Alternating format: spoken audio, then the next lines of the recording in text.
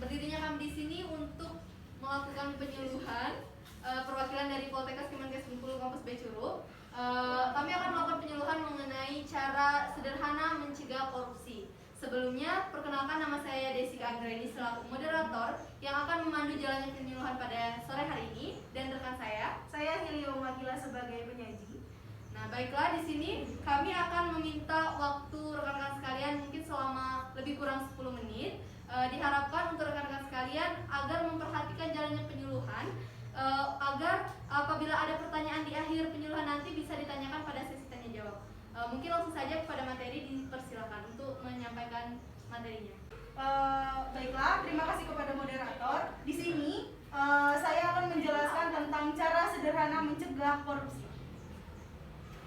Yang pertama, pasti kita mau tahu apa sih itu korupsi. Korupsi itu berasal dari bahasa Latin yaitu corruption, dan pada kata kerja corrumper, busuk, rusak, menggoyahkan, memutarbalikkan, menyogok.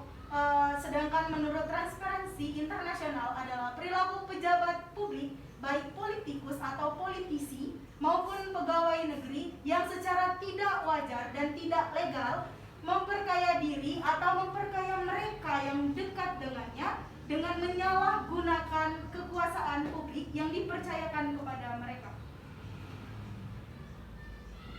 Sedangkan menurut Robert Klitgaard menyatakan bahwa pengertian dari korupsi itu sendiri yaitu suatu tingkah laku yang menyimpang dari tugas-tugas resmi jabatannya, baik itu di dalam negara, di mana untuk memperoleh sebuah keuntungan atau status atau uang yang menyangkut diri pribadi, baik itu perorangan, keluarga dekat, kelompok sendiri, atau melanggar aturan pelaksanaan yang menyangkut tingkah laku dari pribadi seorang tersebut. Kemudian, apa sih itu faktor dari penyebab korupsi? Alasan seseorang itu melakukan korupsi itu bisa beragam-ragam, teman-teman. Baik itu ada alasan pribadi, alasan keluarga. Sedangkan di sini tuh ada secara singkat yang dikenal dengan teori Ghosn untuk menjelaskannya faktor penyebab korupsi. Teori Ghosn ini yang akan dikemukakan oleh penulis Jack Boltna adalah singkatan dari greedy atau keserakahan, opportunity atau kesempatan, need kebutuhan, dan exposure atau pengungkapan. Faktor dari penyebab korupsi itu ada dua. Ada faktor internal dan faktor eksternal. Faktor internal di sini itu yang pertama ada sifat tamak atau serakah atau rakus dari sifat manusia tersebut. Yang kedua itu ada dari moral yang lemah. Yang ketiga itu dari gaya hidup yang konsumtif. Sedangkan faktor eksternal itu sendiri yang pertama itu ada aspek sosial, aspek politik, aspek hukum, dan aspek ekonomi.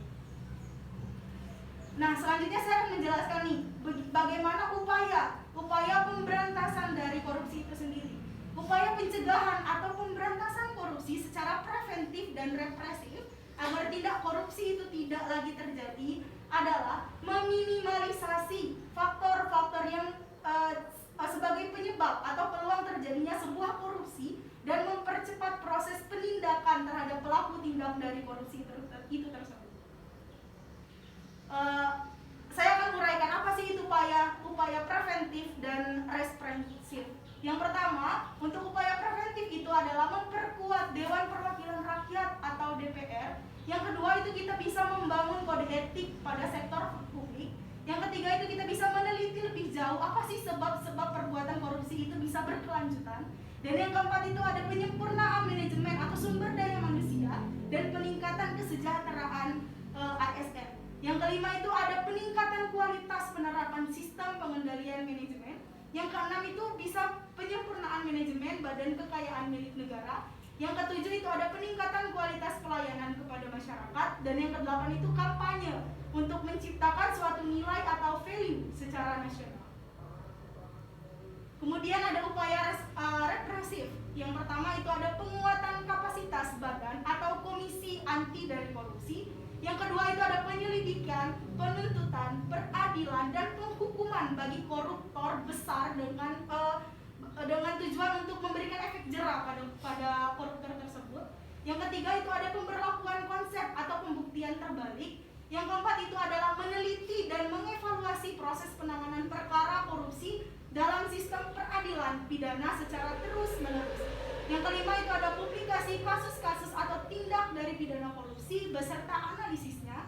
Yang keenam itu kita bisa membuat pengaturan kembali hubungan dan standar kerja antara tugas penyidik tindak pidana korupsi dengan penyidik umum atau penyidik pegawai negeri sipil dan penuntut umum. Terima kasih. Saya kembalikan kepada moderator. Nah, itu tadi penyampaian materi dari rekan saya, yaitu Hilya Mewakila. Mungkin dari penyampaian materi tadi ada dari rekan-rekan sekalian yang belum mengerti atau ada yang ingin ditanyakan, boleh mengangkat tangan. Baiklah, kepada saudari, disilakan. Baiklah Kak, saya Yulia, izin bertanya. Kan tadi ada bentuk-bentuk korupsi. Nah, salah satunya ada perbuatan curang. Bisakah Kakak memberikan contoh dari perbuatan curang di korupsi? Terima kasih.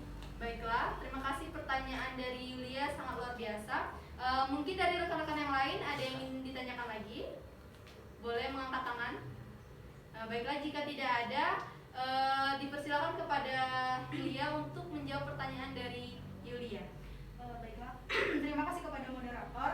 Saya akan menjawab pertanyaan dari Yulia. Apa sih salah satu contoh dari tindak kecurangan tersebut? Banyak yang dapat kita lihat seperti pada masa kampanye itu sendiri. Misal ada sebuah paslon yang menjabat itu melakukan penyogokan kepada masyarakat yang door to door atau memberikan sebuah penyogokan kepada masyarakat itu sendiri untuk memilih paslon yang mereka inginkan untuk naik. Itu merupakan salah satu dari contoh tindak korupsi itu tersebut. Apakah Yulia mengerti? Sudah, terima kasih Kak. Baiklah, terima kasih pertanyaan dari Yulia sudah dijawab oleh Yulia.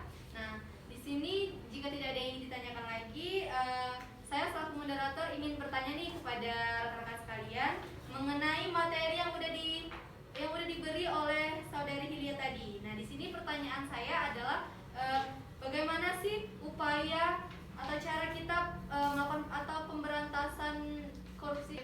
Saya Salsadila ingin menjawab.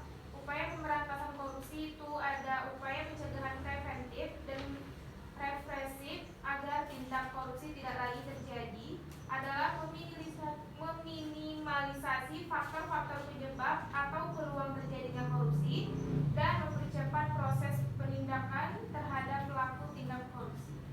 Baiklah, terima kasih, jawabannya sudah sangat bagus. Beri tepuk tangan untuk saudari Salsadila. Nah, selanjutnya saya ada satu pertanyaan lagi nih kepada rekan-rekan untuk dijawab. Pertanyaannya adalah strategi apa saja sih dalam pemberantasan korupsi itu? Baiklah, kepada saudari disilakan.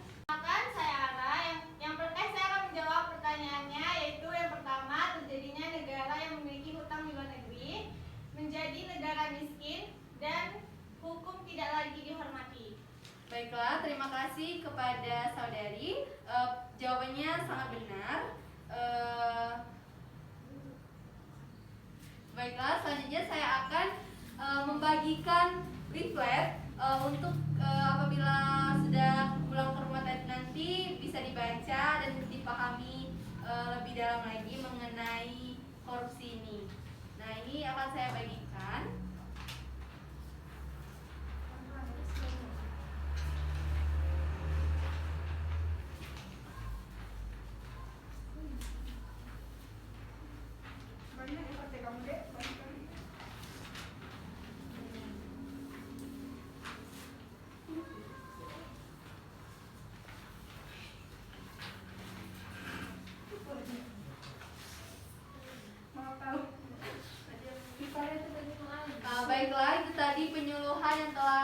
disampaikan oleh rekan saya tadi, mungkin selama kami melakukan penyuluhan tadi terdapat kekurangan atau salah kata maupun tindakan, kami mohon maaf. Terima kasih atas waktu dan perhatiannya. Kami akhiri. Wassalamualaikum warahmatullahi wabarakatuh. Waalaikumsalam warahmatullahi wabarakatuh. Find someone who'll be there for you, 'cause that's all that really matters in the end. Find somewhere you can